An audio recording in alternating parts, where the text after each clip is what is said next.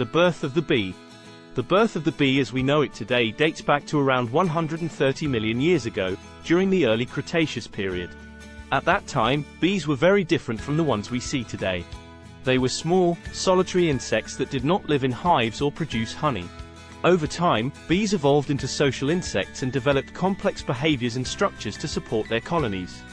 The first social bees were likely the ancestors of the modern stingless bees, which evolved about 50 million years ago. Around 30 million years ago, the honeybee, Apis mellifera, emerged in its current form. Honeybees are known for their highly organized societies, which include a queen bee, male drones, and female worker bees. They are also known for their ability to produce honey, which is used as a food source for the colony. Today, bees are essential pollinators for many plants, including many of the crops we rely on for food. They play a vital role in maintaining the balance of ecosystems and are critical to the health of our planet. How do bees build their homes? Bees build their homes using wax that is produced by their own bodies. The wax is secreted from glands on the underside of the bee's abdomen and then chewed and manipulated by the bee's mouthparts to form small flakes. The bees then use these flakes to build the intricate hexagonal cells of their honeycomb. Honeycomb is a series of hexagonal cells that are arranged in a precise pattern. The cells are used to store honey, pollen, and brood, developing bees. The bees use their bodies to measure and shape the cells, ensuring that each one is the correct size and shape for its intended purpose. The construction of the honeycomb begins with a few worker bees secreting wax and shaping it into a flat sheet.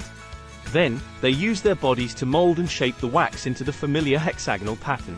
As the comb grows, more bees join in the construction process, with each bee contributing to the building of the hive. The construction of the hive is a highly coordinated process, with each bee taking on specific roles and responsibilities.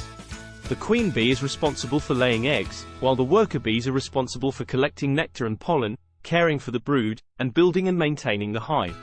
Through their collective efforts, bees are able to construct complex and efficient homes that meet the needs of their colony. How many types of bee are there? There are over 20,000 known species of bees in the world, belonging to the taxonomic family Apidae. This family includes honeybees, bumblebees, carpenter bees, orchid bees, and many others. Bees are found on every continent except Antarctica, and they play an important role in pollinating many of the world's crops and plants. Honeybees, which are probably the best known type of bee, are just one of the many species of bees that exist. There are over 4,000 species of bees in North America alone, and new species are still being discovered. While many species of bees are solitary, living alone and not in colonies, there are also many social bee species, including honeybees and bumblebees. Each species of bee has its own unique physical characteristics, behaviors, and preferences for habitat and food sources. For example, some species of bees are adapted to pollinate specific types of flowers, while others are generalists and can pollinate a wide range of plant species. Overall, bees are incredibly diverse and important insects, playing a critical role in the health of our planet's ecosystems and food systems. How does a bee make honey? Honey is made by bees from nectar, a sugary liquid that is produced by flowers. The process of making honey begins when a honeybee visits a flower to collect nectar. The bee uses its long tongue to extract the nectar from the flower and stores it in its honey stomach, a specialized organ that can hold up to 70 milligrams of liquid. Once the honeybee has collected enough nectar, it returns to the hive and regurgitates the nectar into the mouth of another bee, a process known as mouth-to-mouth, or trophallaxis. This process continues until the nectar is partially digested and transformed into honey. The bees also add enzymes to the nectar to break down the complex sugars into simpler sugars, which makes it easier to store and digest. The partially digested nectar is then stored in a honeycomb cell, where it is fanned by the bee's wings to help evaporate the water from the nectar. This process concentrates the sugar content of the nectar and creates the thick, sweet substance we know as honey. Once the honey has been sufficiently dried and thickened, the bees cap the cell with beeswax to protect the honey from moisture and air. The honey is then stored in the hive as a food source for the bees during times when nectar is scarce, such as during winter months. The process of making honey requires the cooperation and coordination of many worker bees in the colony. It is a complex and fascinating process that has evolved over millions of years, and it is an important source of food for both bees and humans alike. What is the queen bee like?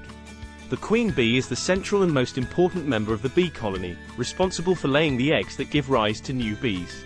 She is also responsible for releasing pheromones that help regulate the behavior and development of the other bees in the colony. Physically, the queen bee is larger than the worker bees and has a longer abdomen. She has wings, but they are shorter than those of the worker bees, and she does not leave the hive to forage for food or collect pollen. Instead, she spends most of her time laying eggs and being attended to by worker bees. The queen bee is capable of laying up to 2,000 eggs per day, which is necessary to maintain the size of the colony. She can live for several years, although her egg-laying capacity may decrease over time.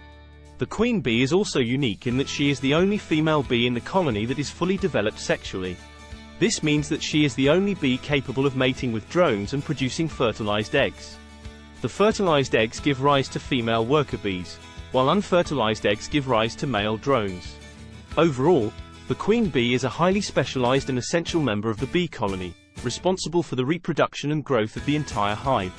Her presence and behavior have a significant impact on the behavior and productivity of the other bees in the colony.